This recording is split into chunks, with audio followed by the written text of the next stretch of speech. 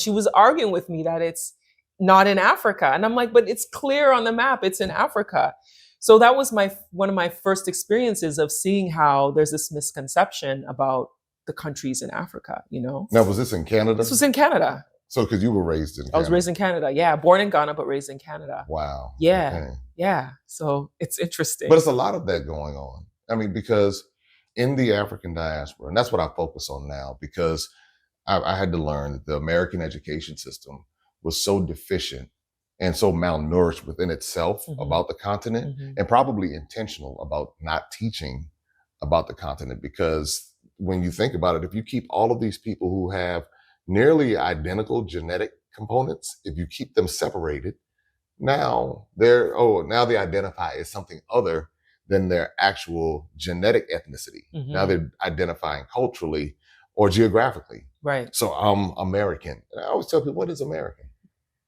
American is basically a group of immigrants, except for those who were indigenous, and they're coming from all over the place.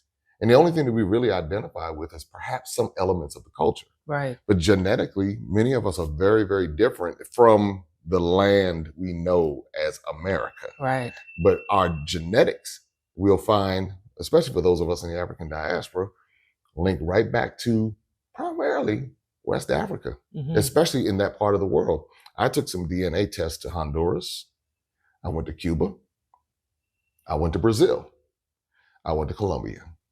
And I said, I wanted to see if these tests showed that the people were from there or where they came from. Right. All of them, the majority of their DNA came right back to West Africa.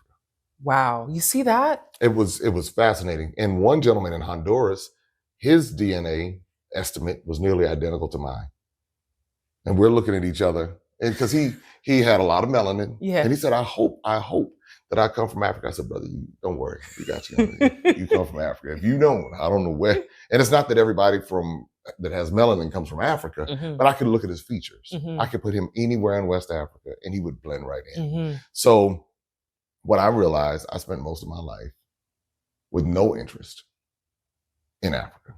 We used to tease people as children if they had African features. And that was unfortunate. And it was really bad in my family because my family had a bad colorism issue. And that's normal in much of Black culture, unfortunately. Right.